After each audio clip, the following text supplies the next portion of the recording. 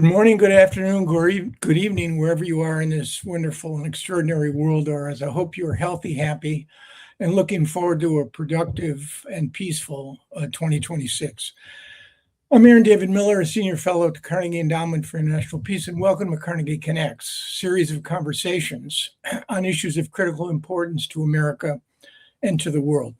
Today we're talking foreign policy, specifically Donald Trump's conception of the world and how his policies have played out during the first year of his second administration. I mean, I think it's fair to say what comes to mind, what has been in my mind more often than not these days is that wonderful line from The Wizard of Oz in which Dorothy turns to Toto and says something like, I guess we're not in Kansas anymore.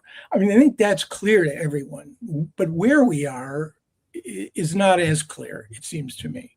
I mean, it's not as if America hasn't faced traumatic moments and crises before, but we've never quite been here before. And I'll say it at least twice before this podcast ends. I voted for Republicans, Democrats, and worked for Republicans, Democrats. I don't think it's Trump derangement to say that what we're witnessing at home is an aggrandizement of presidential power that is unprecedented in American history. Undermining of norms and institutions that constitute effective self-governance in this country, and a degree of corruption and self-dealing where the line between a president's economic and financial interests and the interests of the nation seems to have been, in my judgment, seemingly crossed. Abroad, we confront a president who has tethered his foreign policies in a way that none of our previous presidents, at least in the modern period, no president may have thought that the only thing that constrains me is the morality of my own mind, but no president has ever articulated that, and no president has ever articulated power and ownership as motivating factors in his policy. Questions abound. Does Donald Trump have a conception of the national interest? Is he a sort of one and done guy, situational and transactional moves designed to produce quick and early gains? Are there positive implications and consequences of the way Donald Trump has comported himself during his second term? And intriguingly, is Donald Trump a headline? Or is Donald Trump a trend line? That is to say, what will be the longer term consequences, implications, even if the wheel turns in 2028, you have a Democratic president or a different Republican president. What does that mean for American foreign policy and its leadership in the world? Fortunately, and I'll say it every time, I have extraordinarily talented guests on this program. I don't have to answer any of these questions, but I have two guests who can and have and will answer them. So let me introduce them briefly. Rebecca Listner is a senior fellow for U.S. foreign policy at the Council on Foreign Relations, CFR, and the Brady Johnson Distinguished Practitioner in Grand Strategy and lecturer with the Jackson School of Global Affairs at Yale. She's a leading scholar of American grand strategy who has served in senior national security and foreign policy roles in the White House. Emma Ashford is a senior fellow with the Reimagining U.S. Grand Strategy program at the Stimson Center.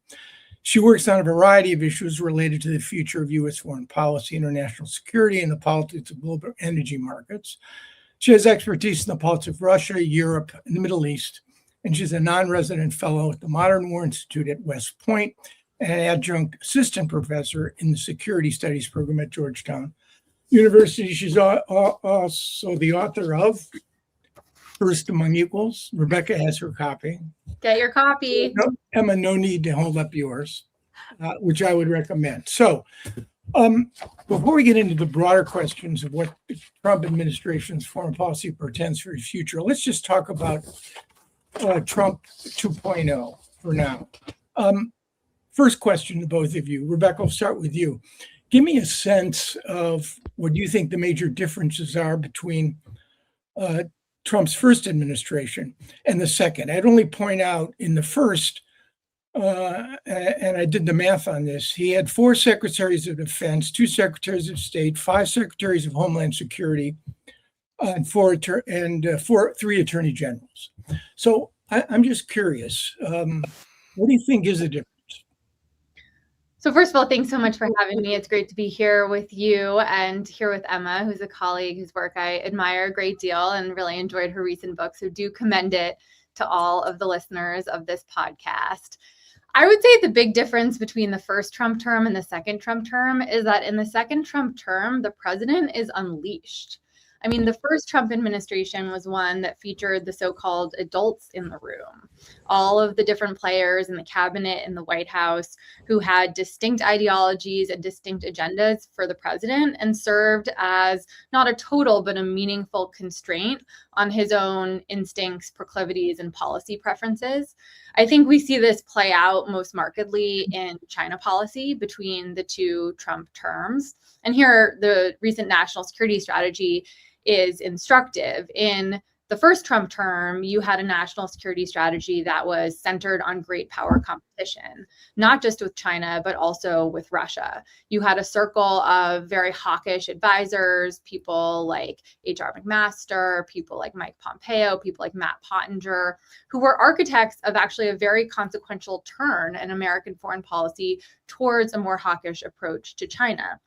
And this is one that, in many ways, the Biden administration carried forward when we came in January of 2021. Now, Trump, too, is in a very different place on China. Their recent national security strategy framed the central stakes, the most important stakes in the US-China competition as being primarily economic in nature and primarily geared towards reaching some kind of mutually beneficial agreement. So gone are the days of describing China as a systemic competitor with a full spectrum of security threats to the US-led international order. This is a much narrower and more commercial understanding of the US-China relationship, which I think stands in for the broader pivot. So this is just it's a different approach, it's a different worldview, and I think it's one that's more authentic to the president himself. If I could just say, one other thing to your point at the beginning about what is so unprecedented, what I think we're seeing now is something that not is just unprecedented in the context of American foreign policy, but actually unprecedented in history, which is that the reigning superpower is dismantling the very system that made itself powerful and influential. And usually international orders change because of major wars or because of internal decay and collapse within the leading state in the system.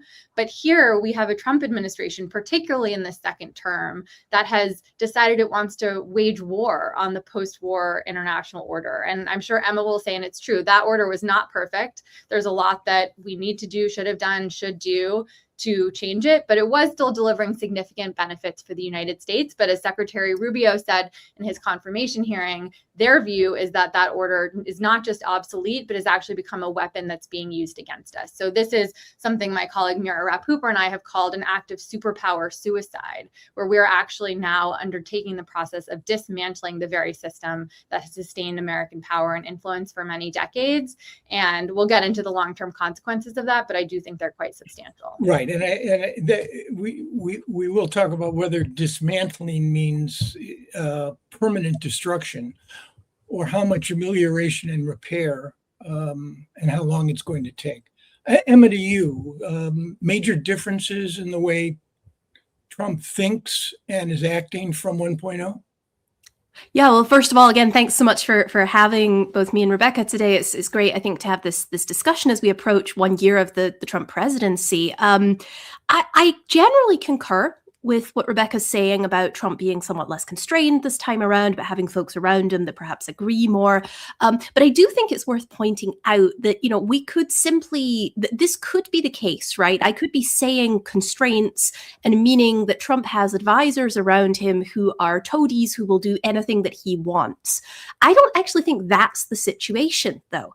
I think what has happened is that from Trump 1 to Trump 2, there has actually been a pretty significant shift in Republican foreign policy circles, not among everybody, certainly, but in Congress, among Republican foreign policy base. They have moved in Trump's direction on foreign policy for a variety of reasons.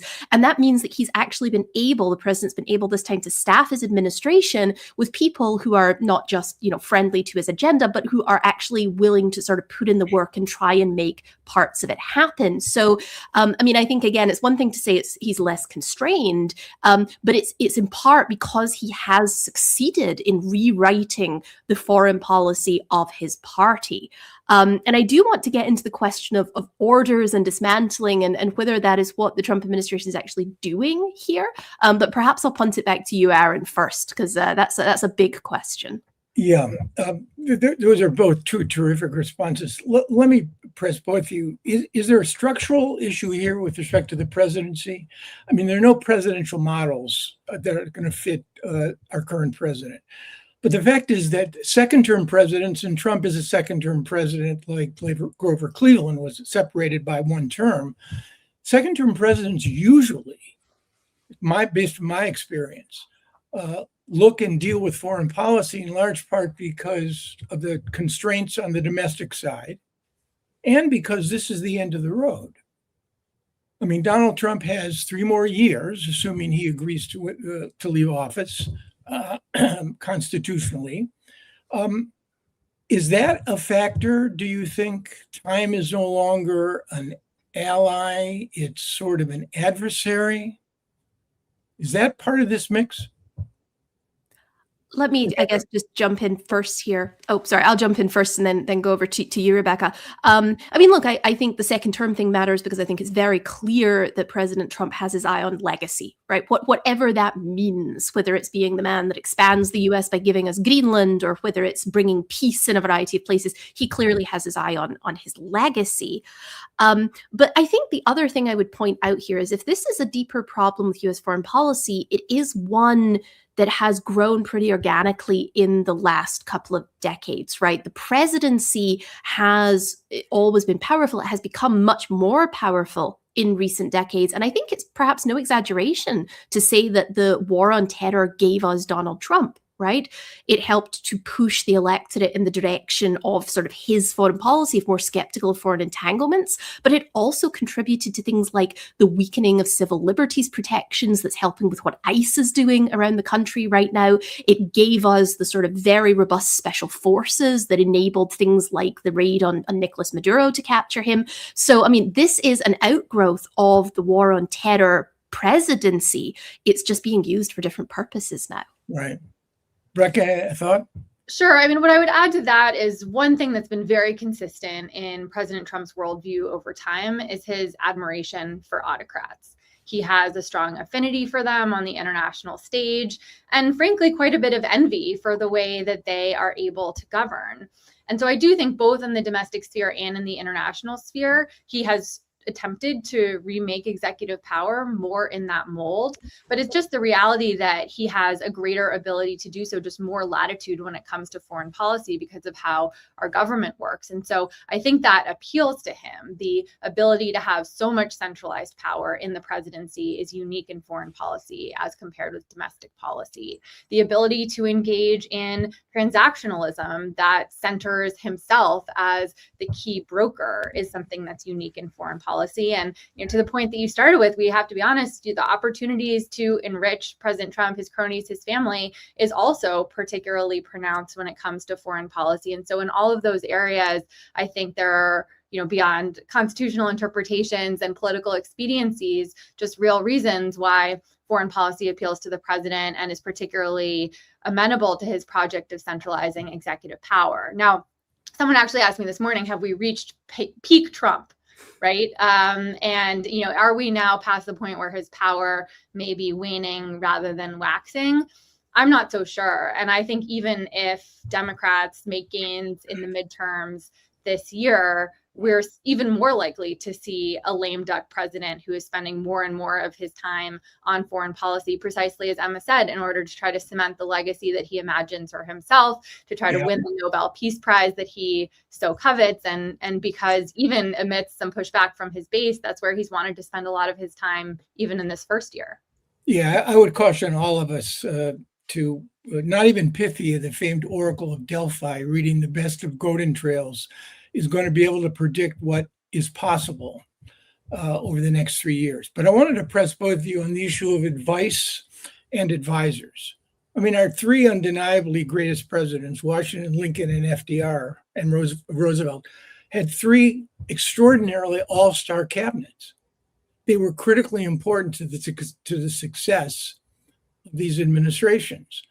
We talk about adult supervision.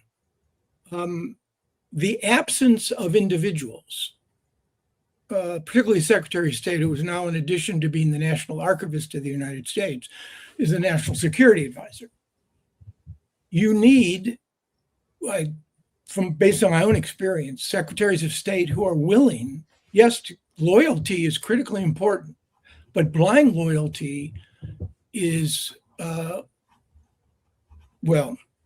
it can get this Republican into a great deal of trouble. So the advisors, particularly Secretary of State, I don't want to pick on Marco Rubio, but Emma, to you, I mean, Rubio had very different views, principled views. He's an internationalist. He was a proponent of USAID, and yet he's presided over the hollowing out of USAID, and VOA is still in contention in the courts. But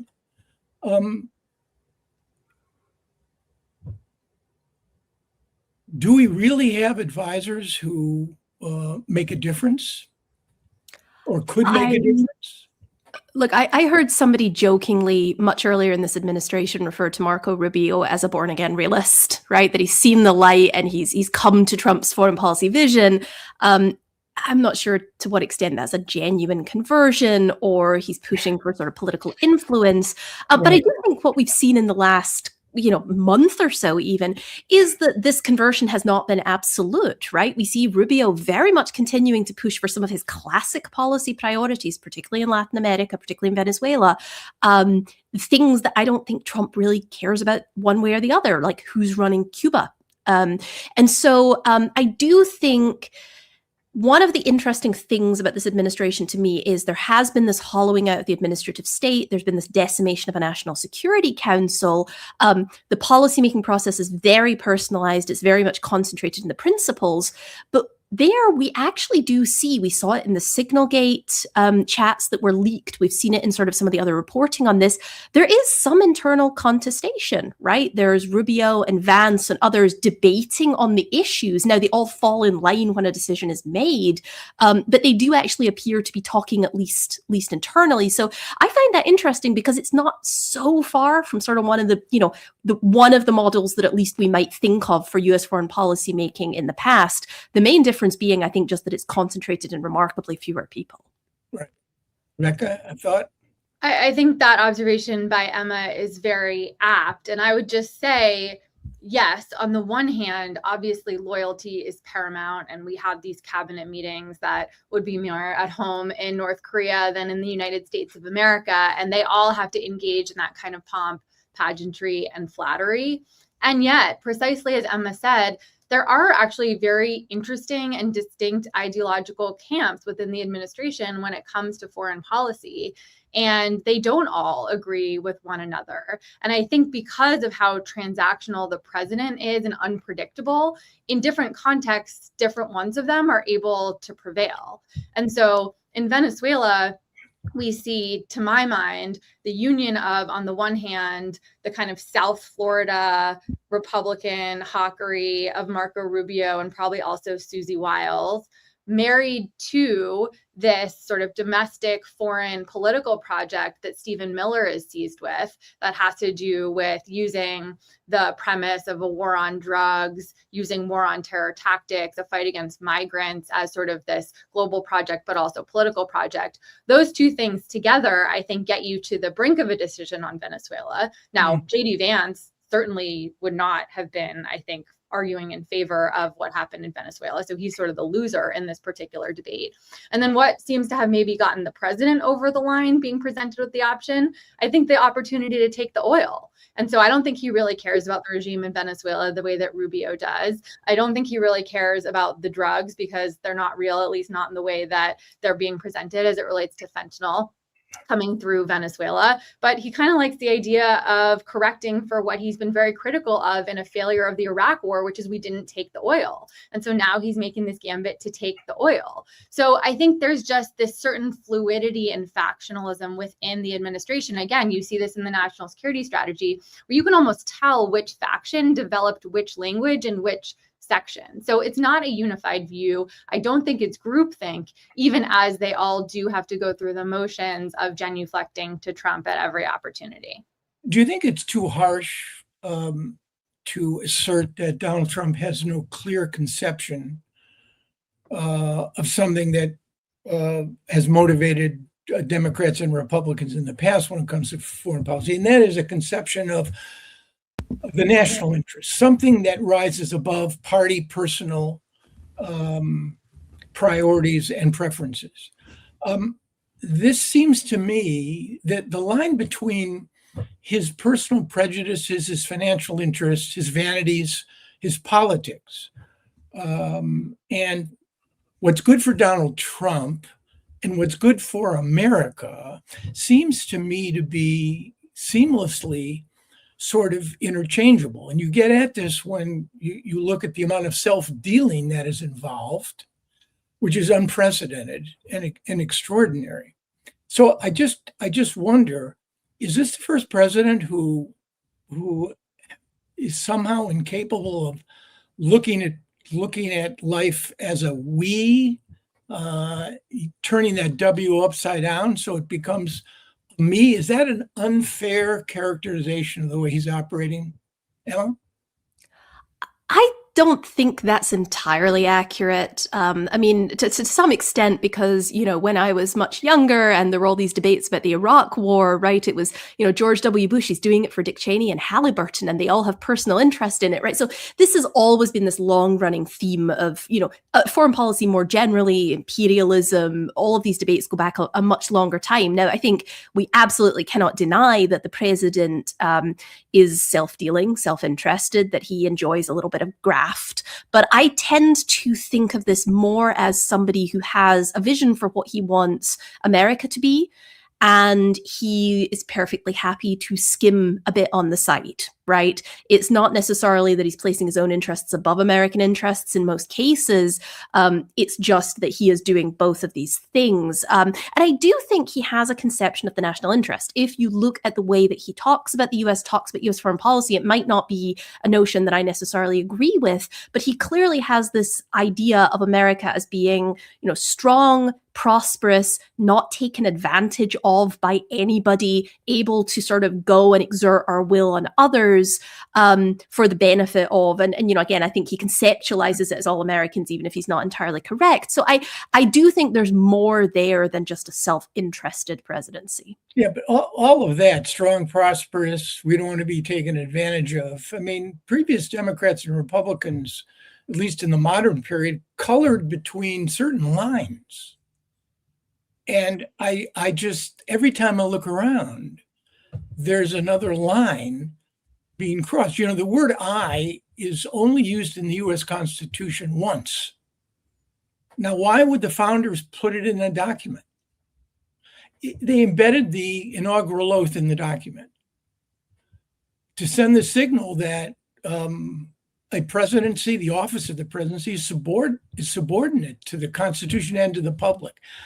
I just wonder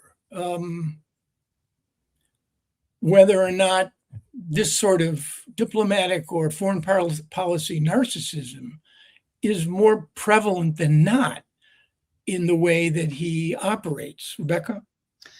I think I come closer to where you are in understanding President Trump as seeing the national interest and his own personal interest as being roughly coextensive, and as that being pretty unique. And, of course, I remember the debates that Emma is alluding to as well, but I think we do a disservice in trying to paper over what President Trump is doing by alluding to the fact, as Trump and others have said, that all politicians are corrupt, or American foreign policy has been imperialistic before, or President Bush went to war for oil. I mean, there may be kernels of truth to all of those observations. There certainly are, but I think we normalize what President Trump is doing in historical terms at our own peril. Now, that's not to say that President Trump doesn't have certain elements of his worldview that actually far predate any consideration of running for president.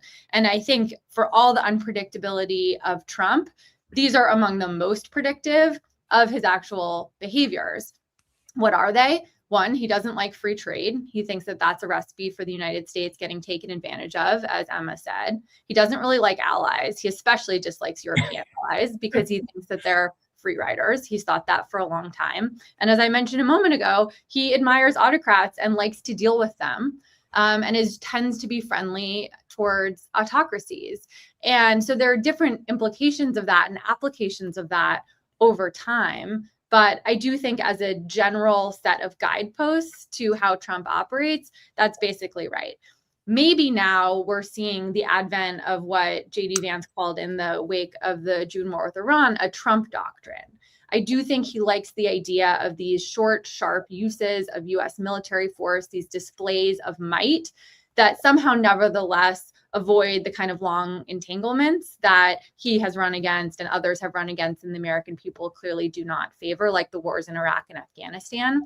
But he may be running up against the limits, and we should talk about this, of what can be achieved through those kinds of surgical uses of military force, in which case the question will be called, what more is he willing to do in order to achieve these grandiose and frankly growing aims, including with respect to changing the regimes of other countries? Yeah, I mean, it's a compelling point. I mean, the elimination of Soleimani, of Baghdadi, the Maduro grab and go, the June strikes against Iranian nuclear facilities, and we're on the cusp, maybe on the cusp of strikes in support of protesters in Iran. So the one and done notion, I think makes a lot of sense, and it's not a headline; it's a trend line. It's been a part of his playbook for a while. Can either of you identify one or two significant positive consequences and implications of the kind of policies that the president has pursued, maybe in one point or even this year? Emma? Yeah, I mean, look, and sort of to that last point, I am in no way trying to excuse or justify what is very blatant corruption here on the part of the administration. But I do think it's quite important that when we think about these sort of constitutional questions, or, the extent to which President Trump is smashing through norms that, and laws of the US, right? Which ones are actually, constitutional violations where he should not be doing this? And I would put, constantly using force without Congress, right? Trying to go around Congress, that's a real problem. Right. Which of these are actual real problems, and which of these are things like we're saying, well, he's no longer friendly towards NATO, and that's he is changing US foreign policy, and that's, something a president shouldn't do, but that's a policy disagreement. So I would just make sure to clarify that. I mean, look, I do think there have been some positive elements to Trump's foreign policy. I mean, one is to this point that Rebecca's making about these quick one and dones. Now, I probably would not have gone in and tried to seize Nicolas Maduro, right? That seems like a fairly bad idea to me. But the fact that he stopped after it, the same thing with the nuclear strikes on Iran. He did not turn it into a major regime change war. He didn't collapse the regime. So there's some level of self-restraint there where they seem to be willing to go so far, but no further. And that seems positive to me. The other thing that I will really point out here is the administration has been hugely willing to just smash through all of the sort of Washington niceties around negotiating with adversaries, right? Whether it's in the Ukraine-Russia case, whether it's, Witkoff texting with the Iranians, they're just willing to speak to others, even when they don't agree with them. And I have to say, I think that's something U.S. foreign policy has been missing for some time. Yeah, the Hamas channel is another example of that, by the way, which was really head exploding given the traditional politics on this issue. Rebecca, positive implications? I can think of one or two. To you, though. Sure. I mean, I've been thinking a lot about what President Trump gets right when it comes to messaging. We all know that his political career and frankly his business career was propelled by his uncanny ability to kind of understand marketing, packaging, communications in recent years to just dominate the news cycle.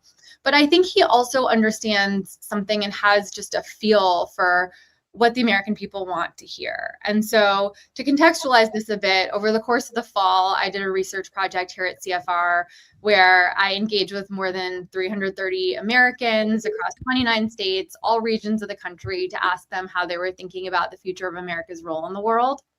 And a few of the most interesting findings that I came out of the project were, one, that the Americans I talked to want to see America globally engaged, but not entangled.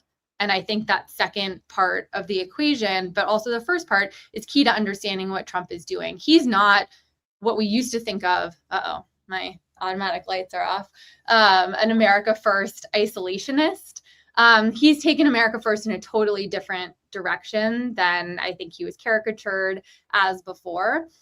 He actually very much wants to be dictating outcomes in the world in a way that I think the American people want to see. They want a strong America. They want a globally engaged America that's a maker and not a taker of global outcomes. But they don't want to get bogged down. And the way that President Trump has been willing to kind of ramp down or back off or chicken out, depending on how you look at it and the case, I do think is sort of responsive to that.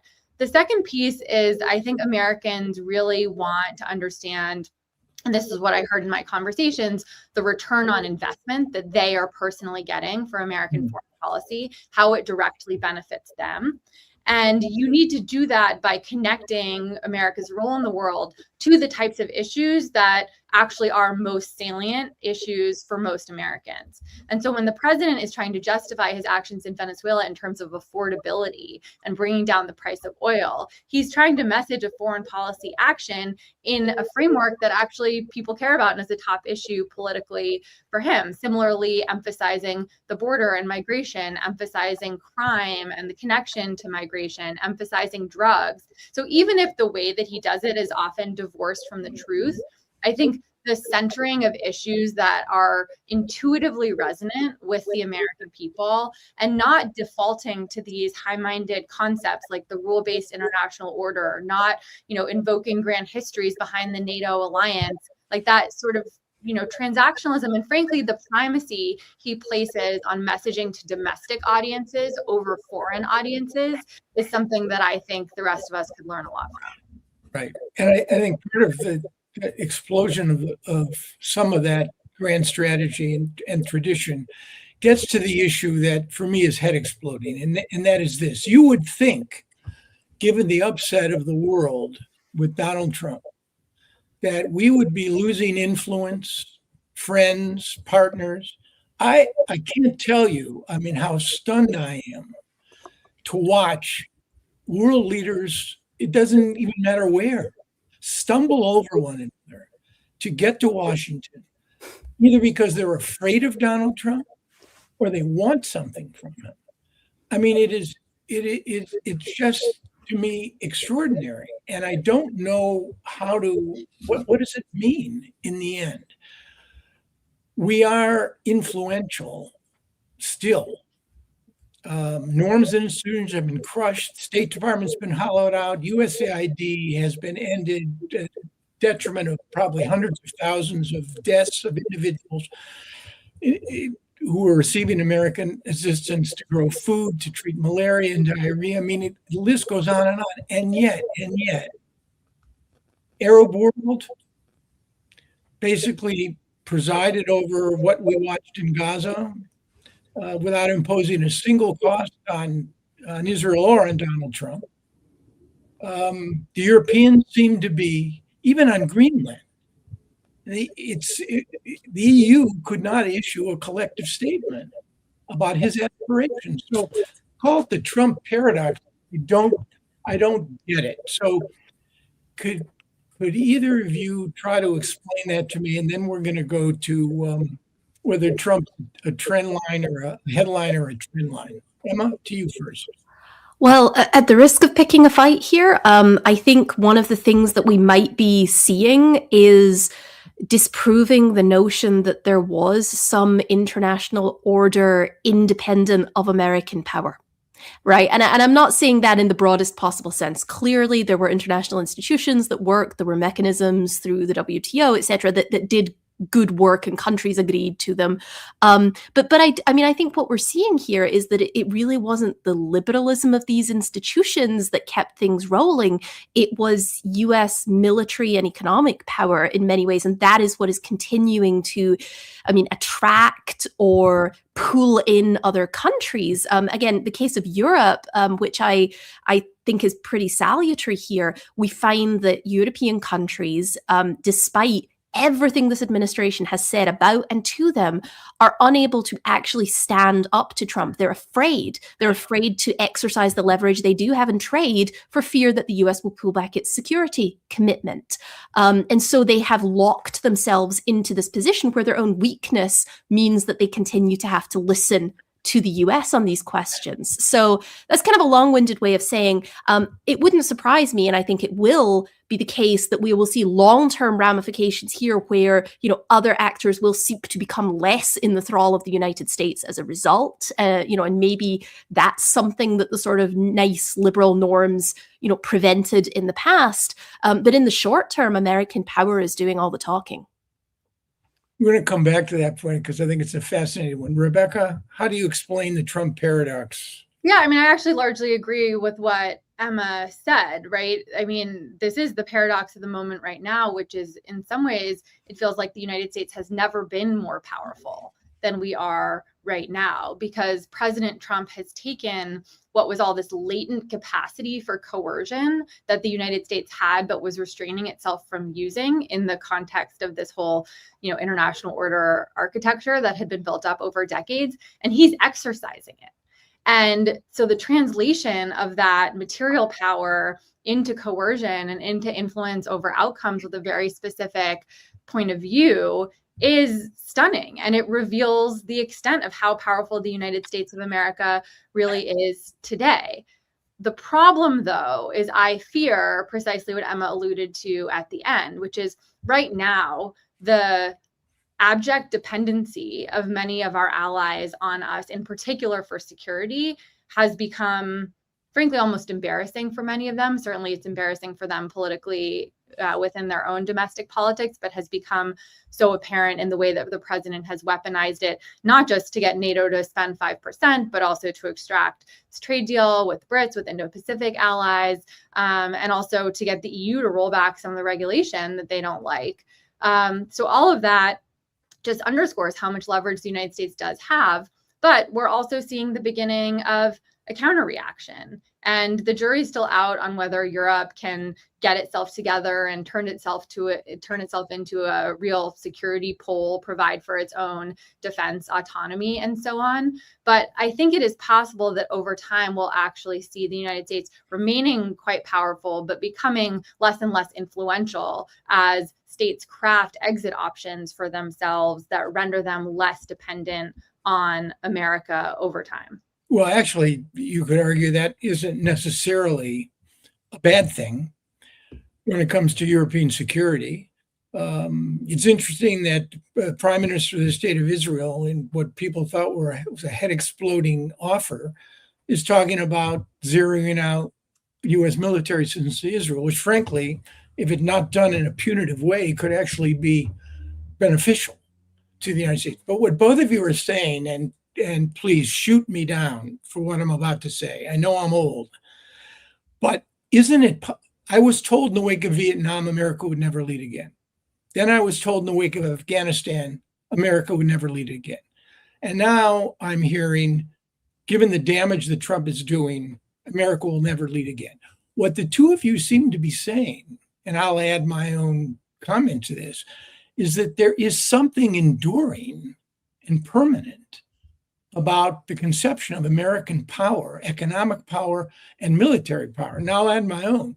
In the hands of a judicious, wise, sober, American president who could find the right balance between the possession of this power and the respect and reciprocity and mutuality of relations with our allies?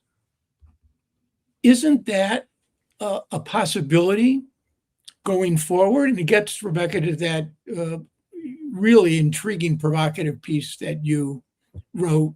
Was it in July in Foreign Affairs? Yes, Absent at the creation. Absent at the creation. So in the minutes that remain, starting with you, Rebecca, is Trump a headline or a trend line? Can the best parts of American leadership in foreign policy be preserved, or do you have to throw it all away? So let me start by saying, I think the whole framing of this question underscores the urgency of what's at stake over the next few years. And the question of whether, our allies and partners can kind of find some way to make the center hold without the United States as a party to that. Whether we can avoid some kind of catastrophic broader war, and whether our politics can begin to move past President Trump.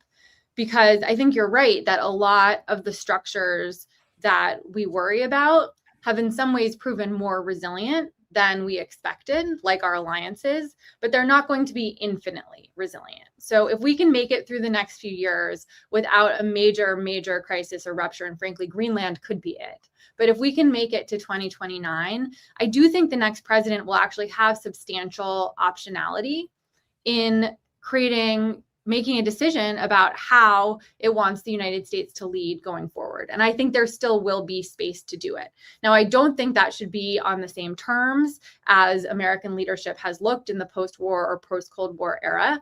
I think it has to adapt very fundamentally to the way the world was already changing. And Trump has changed it even further, which gets me to my answer to your headline versus trendline question. So I would say in the first Trump administration, the president was more of a headline. And with my co-author, Mira Rapp-Hooper, we wrote at the time that he was more an avatar than an architect of a lot of the structural changes that we were already seeing going into 2016. Issues like growing multipolarity, changes in the distribution of power, China's rise, technological change, political polarization within the US. Like the order was already cracking and the foundations of American foreign policy were already cracking domestically and internationally in such a way that Trump sort of became a bit of a symptom of. But I think the second Trump term is different. And this time, I would say, if I understand the categories correctly, he's more of a trend line in that he's more of an agent, more of an antagonist, more of an architect of changes that are now actually being very much led and propagated on an intentional basis by the United States. And so he's now an agent of upheaval in a way that is new, that is accelerating many of the trends that were already underway, but also in very unpredictable ways, unleashing new dynamics that we'll have to watch very closely because it's hard to project outwards what is going to happen. Just, at the very end of last year, so long ago, 2 weeks ago, we wouldn't necessarily have predicted that we would have been here. Frankly, if you'd asked me a year ago if the United States would be back in the regime change business, I would have told you absolutely not. That's one of the things that both parties agree is a thing of the past. And yet here we are. And so we need to be humble about how much we can predict what will happen either globally at this moment of pretty acute disorder or domestically with an unpredictable commander in chief.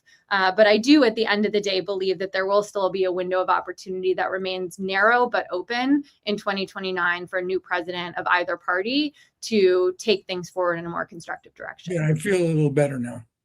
Emma, to you. Well, look, I agree that I think Donald Trump is a trend line, or rather that he's reflective of trends that have been happening for quite some time. And you can see this in the ways that, popular opinion about Trump's foreign policy has shifted. When Trump came into office, when he was voted in this time, foreign policy was a big strength for him, right? Voters were actually very keen in many ways to have a US that was not less engaged, but was doing fewer things in the Middle East, that would focus on American interests, that would focus on the economy. And of course, President Trump has got less popular over time as he has not done the things that he actually promised to do in that space. But I mean, I think at the end of the day, and here's where I sort of want to pick a bone with the point, Rebecca, that you made right back at the start about, America's dismantling the order that it built, that no other power has ever done this.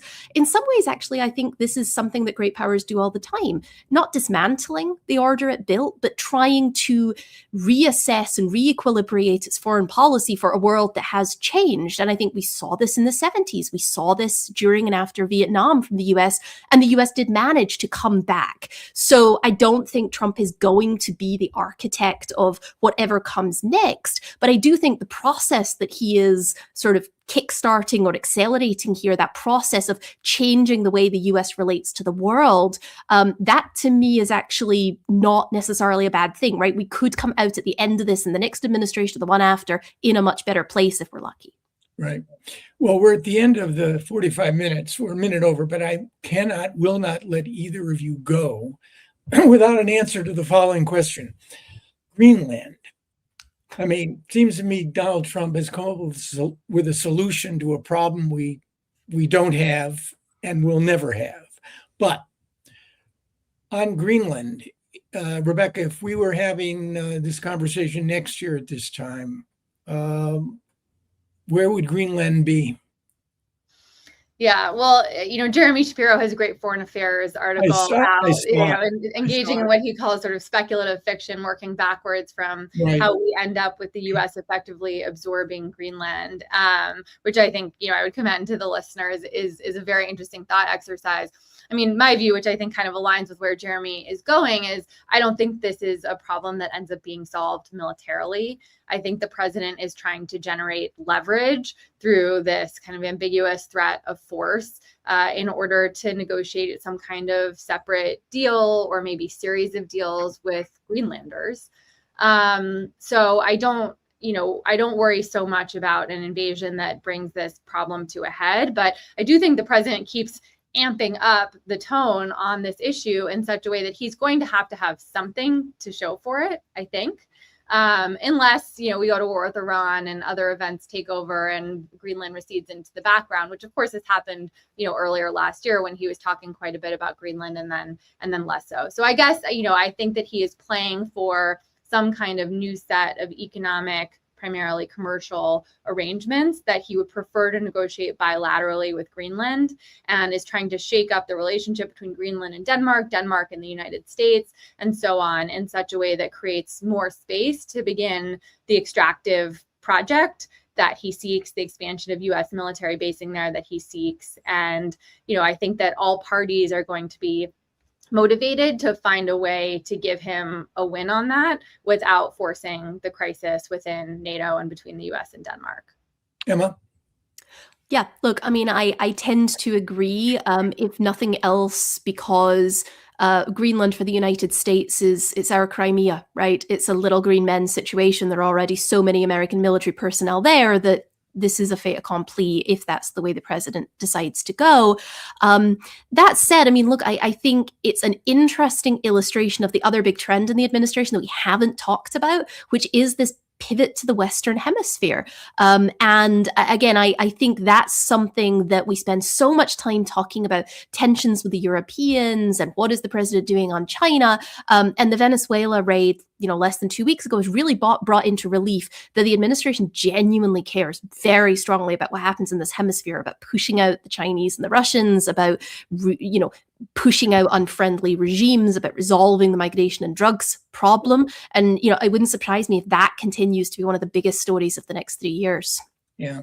Carlos Lozada had a great piece in the New York Times last weekend entitled America's First. And there was no apostrophe there. So I think the focus on the Western Hemisphere is clearly there. And it could be a feature of the Trump policy that endures, frankly. I mean, again, going back to the imperative to think about a foreign policy that is more explicable and intelligible to the American people in terms of the things that they feel most every day. I mean, we certainly talked about and thought a lot in the Biden administration about, how ways that we could elevate the Western Hemisphere. Obviously, it looked nothing like this and didn't involve the military as the lead instrument. We probably under-delivered on that. And I think a future Democratic administration is going to have to think really hard about what it would mean to continue really prioritizing our neighborhood, albeit with a very different style than we've seen under President Trump. Right. I want to thank both of you. It's been a fun and fascinating conversation. I learned a ton. And for all you Carnegie Connects listeners, we'll be doing one on Iran with Karim Sajidpour and Robin Wright, and then there'll be an interview with Tom Friedman at the end of the month on the state of America and the state of the world. But Emma Ashford and Rebecca Listener, you both are really terrific and bring a lot to this conversation. I really appreciate it. Thank you. Thanks so much for having me. And think positive, but test negative. Sounds right to me. Thanks. Take care.